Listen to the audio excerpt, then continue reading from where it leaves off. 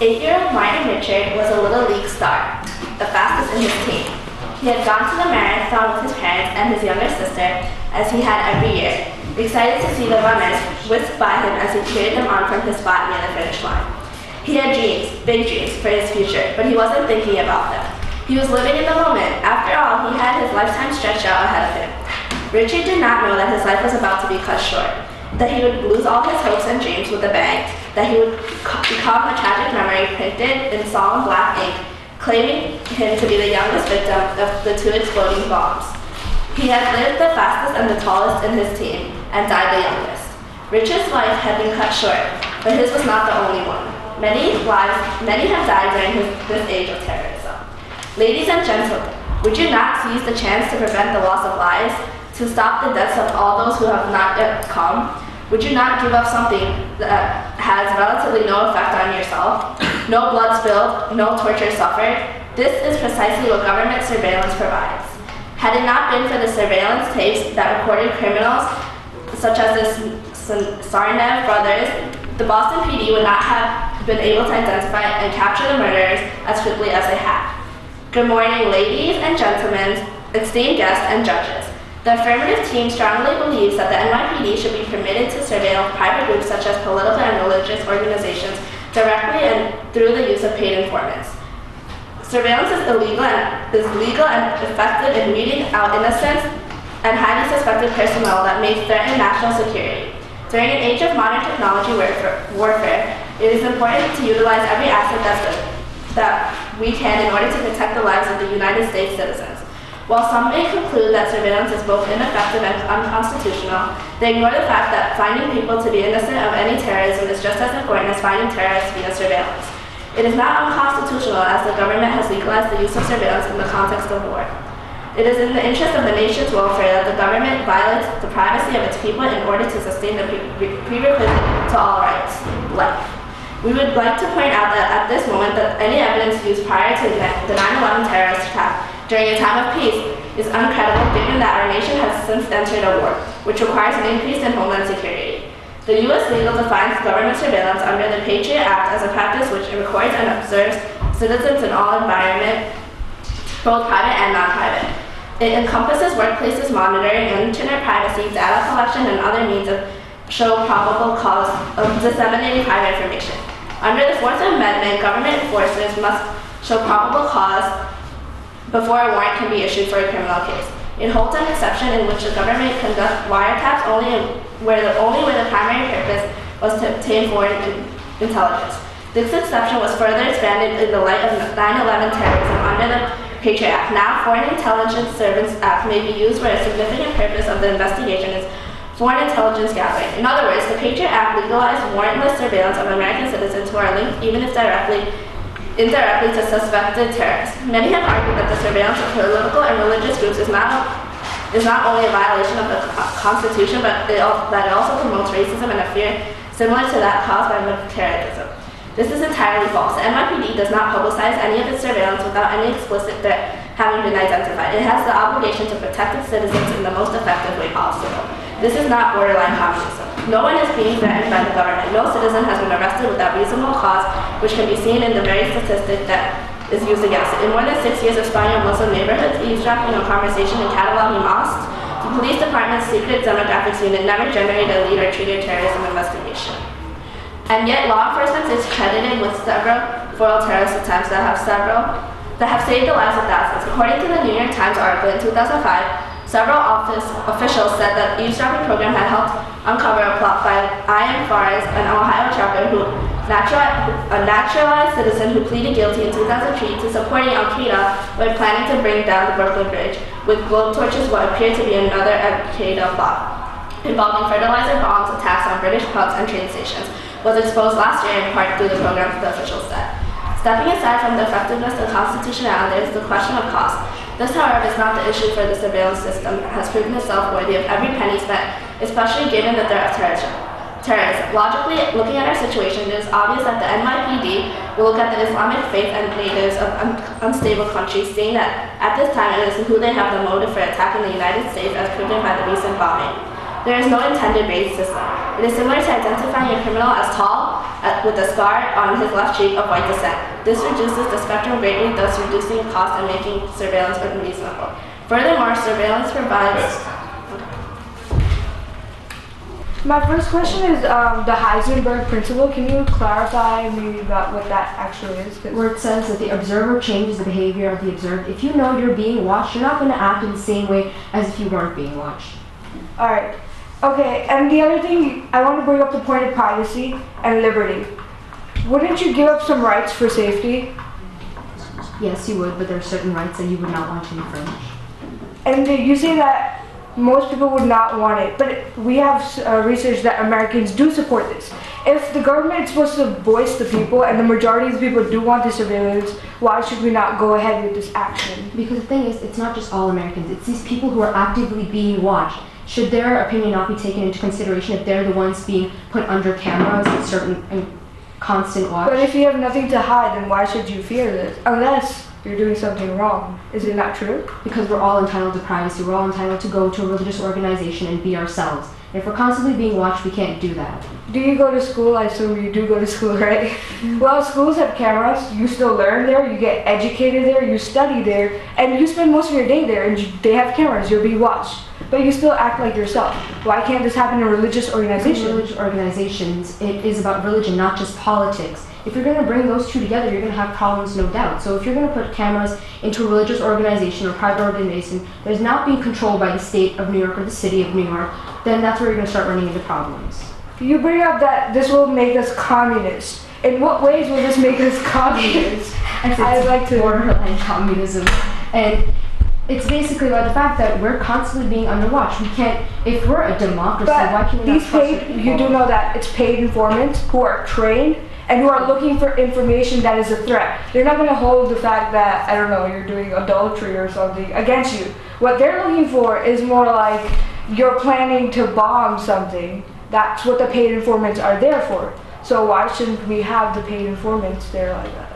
Because people don't want their business out in the open. They don't want a certain paid informant to know exactly everything about What them. exactly do you mean out in the open though? Out in the open, there are certain things that we'd like to keep private, and if we know that there's certain things but that it's are only being going let to be out in the open if people put it out in the open, which the NYPD is not going to do. They're only putting the surveillance in the first place is for, the safety of the people.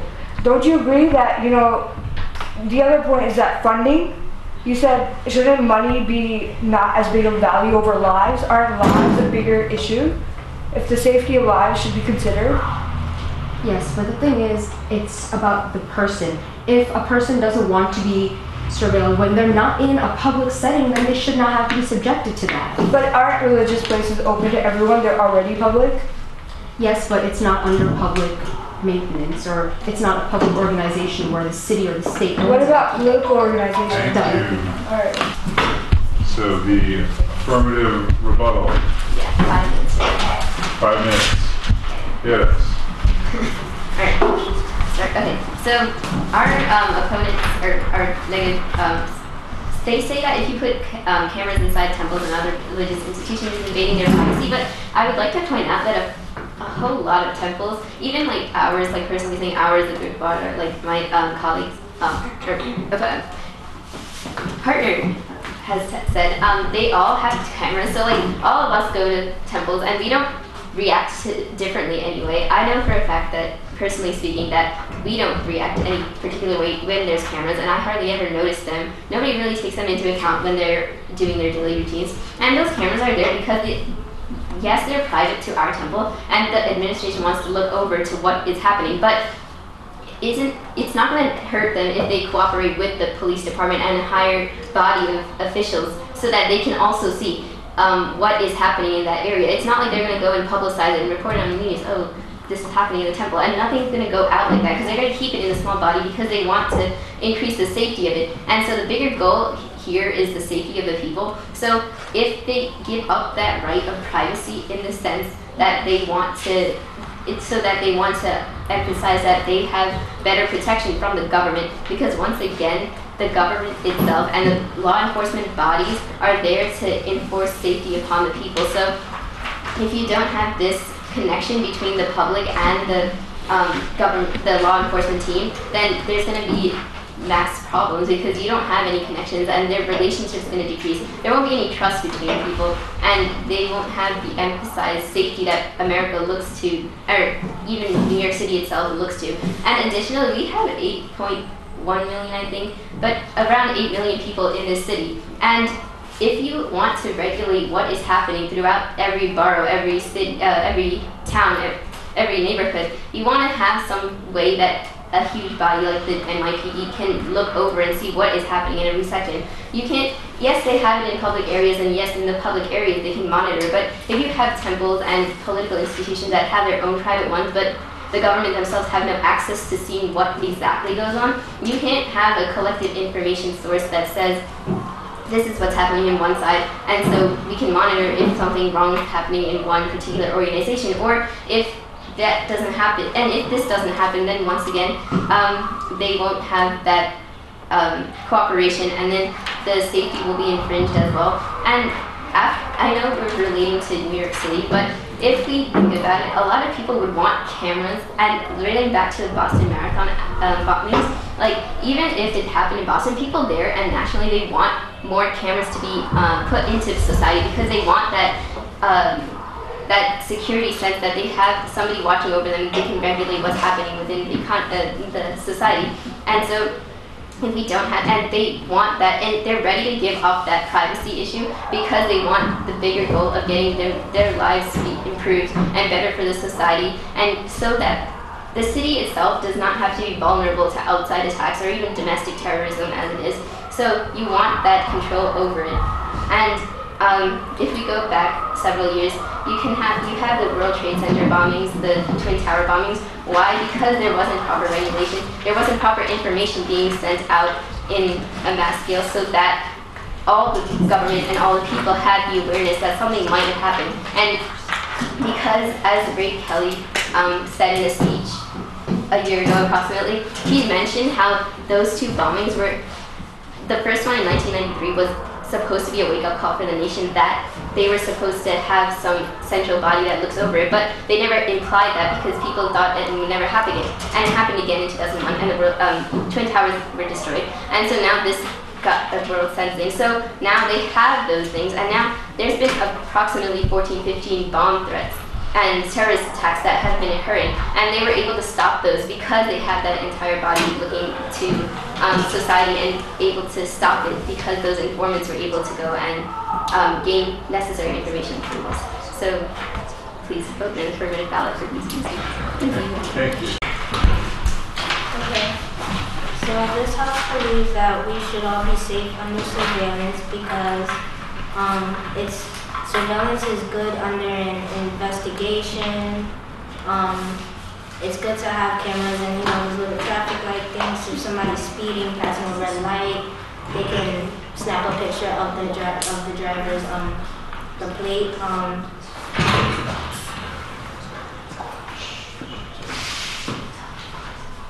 Surveillance is good because of situations that happened during the Boston Marathon, and yeah, thank you. Okay, so you said just if they have a probable cause, then they should go to the judge and obtain a warrant, right? Yes. So what happens if they find out something on the spot? Obtaining a warrant takes a while, so what do you think they should do? But what happens? What is the If probability there's a of bomb that threat, happening? if there's a bomb What is the threat, probability of that happening? there's a small probability, but it's better safe than sorry. So do you think, what is your alternative to having security cameras and informants placed around? Well, isn't putting up a camera, but is it going to take longer than getting a warrant? Well, that's why you set it up before, but what are your alternatives to this? Do you think it's bad? What is your My alternative? alternative is get a warrant and then continue or whatever you have to do. No, what I'm asking is what is your alternative to doing this kind of surveillance as such before, forget the warrant part, what if they just have cameras positioned outside? Forget the informant as well. What is your alternative if you say that cameras will invade people's privacy? Well, I don't think I have an alternative because I am against surveillance on private groups of power.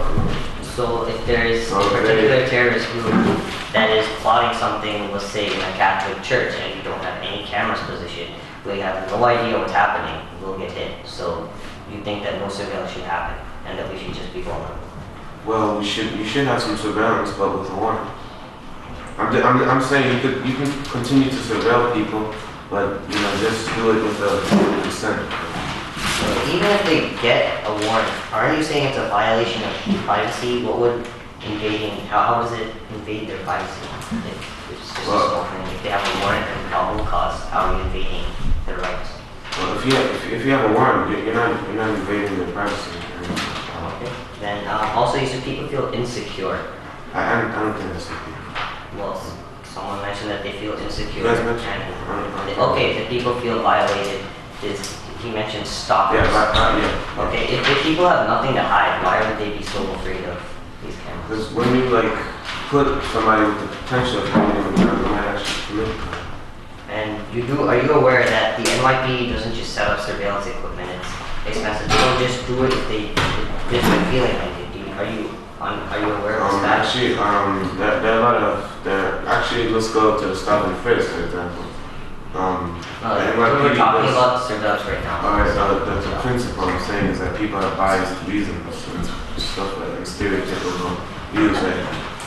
And also, you kept mentioning religious organizations. Well, religious. What about political organizations? I'm not only focusing about religion. And goes about political. The same goes for, even if I didn't mention, the same goes for the political. Well, what are the reasons? If they don't want to, like you said, reasons for surveilling in these temples and mosques, that they feel violated, that what they're praying and their practices are being watched upon. Political organization, nothing really happens except fundraisers and speeches and discussion. So how do you think that's a violation of privacy? Violation of privacy because everybody feels violated. Political institutions actually do discuss other stuff. Well, not really as much as religious institutions, but they were